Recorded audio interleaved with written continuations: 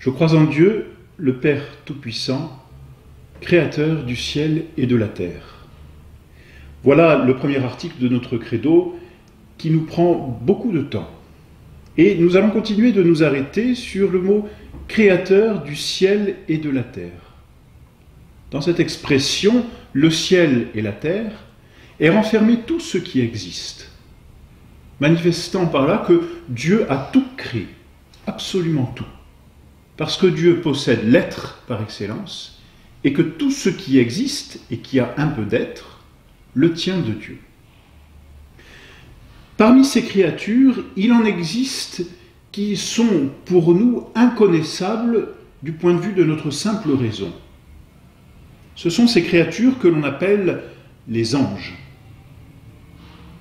Les anges sont des créatures purement spirituelles que nous ne pouvons pas connaître d'un point de vue naturel.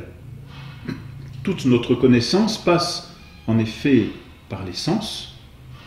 Tout ce que nous connaissons, nous sommes obligés de le tirer de ce qui nous entoure dans le monde sensible, et les anges, eux, ne sont pas sensibles. N'étant pas sensibles, ils sont donc pour nous inconnaissables de ce point de vue naturel. Cependant, il est révélé, par la foi, que ces anges existent. Du reste, quand on ouvre la Bible, on voit leur intervention fréquemment, depuis même le début de la création, puisqu'il est dit que lorsqu'Adam et Ève ont été chassés du paradis, c'est par un ange qu'ils le furent, et qu'un ange est resté aux portes du paradis pour qu'ils n'y revinssent pas.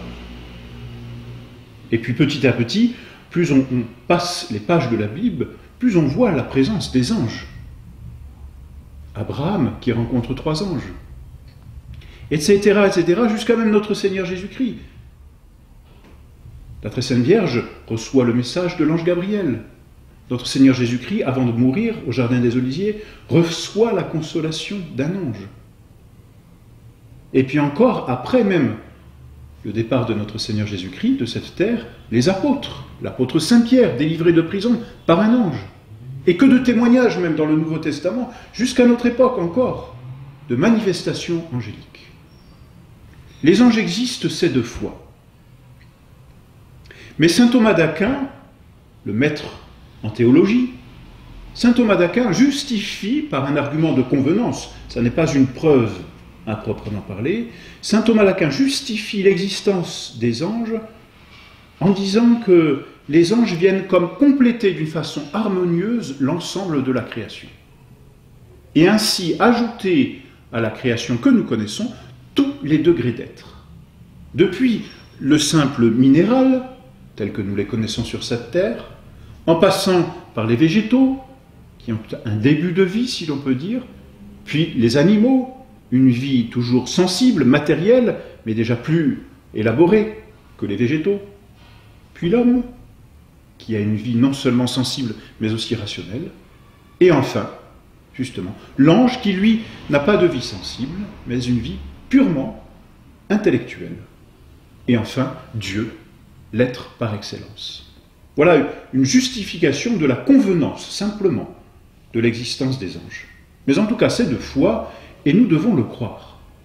Celui qui refuserait de croire que les anges existent serait hérétique, tout simplement.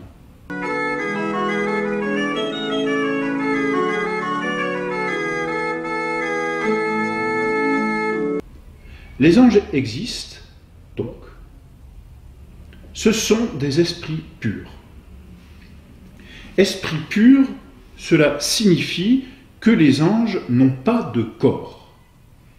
Si l'on pouvait simplifier d'une façon peut-être trop scolaire, il faudrait dire que par rapport à nous, hommes, les anges sont des âmes sans corps. C'est-à-dire qu'ils sont incorporels, ont donc une intelligence et une volonté, mais n'ont pas tout ce qui se rapporte au corps. Ils n'ont pas de sensibilité, puisque la sensibilité est dans le corps. Ils n'ont pas donc partant de connaissances sensibles, ni donc d'imagination, ni de mémoire sensible. Mais en même temps, ils n'ont pas de passion sensible comme nous en avons. Amour, désir, haine, etc. Les anges n'ont pas tout ce qui regarde le corps. Ils sont donc immortels, parce que, étant esprit pur, ils sont simples. Or, n'est mortel que ce qui est composé. La mort est une décomposition. Ce qui est simple ne peut pas se décomposer. Or, les anges sont simples, donc ils ne peuvent pas se décomposer. Ils ne peuvent donc pas mourir. Les anges sont donc immortels. Ils n'ont pas de corps. En plus d'être immortels, ils n'ont pas de génération. Ils ne s'engendrent pas, parce que la génération est le fait du corps. La génération vient pour les hommes ou les animaux propager l'espèce. L'ange, lui, demeure toujours. Il n'a pas besoin de propager son espèce. Et même il faut aller plus loin. C'est que l'ange, étant pur esprit, enferme en lui toute la perfection de son espèce.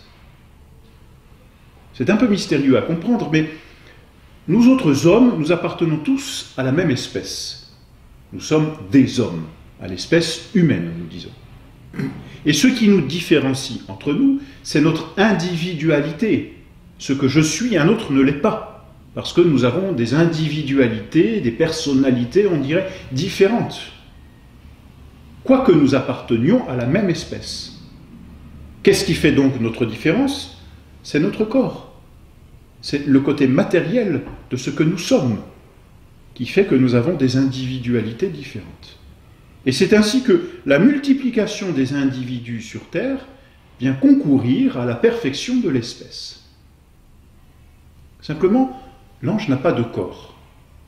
Donc, il représente à lui tout seul toute l'espèce et en même temps la perfection de l'espèce. Il faut donc dire qu'il y a autant d'espèces angéliques qu'il y a d'anges. Et là, pour nous, c'est un mystère, mais un mystère qui nous fait comprendre la grandeur et la toute-puissance de Dieu. Lorsque nous regardons sur cette terre toutes les espèces qui existent, déjà l'espèce humaine, ensuite les espèces animales, les espèces végétales, toutes ces espèces qui existent, qui nous semblent infinies, sont perfectionnées par le nombre d'individus qui se trouvent enfermés dans chacune des espèces. Eh bien, chaque ange, à lui tout seul, représente une espèce, et il y a autant d'espèces qu'il y a d'anges. Quel mystère, mais aussi quelle grandeur de la création. Nous sommes complètement subjugués par la toute-puissance de Dieu. Voilà donc ce qu'est un ange. Un esprit pur, sans corps, immortel, sans aucune sensibilité, donc n'ayant pas les mêmes façons de vivre que nous, et représentant à lui tout seul toute son espèce.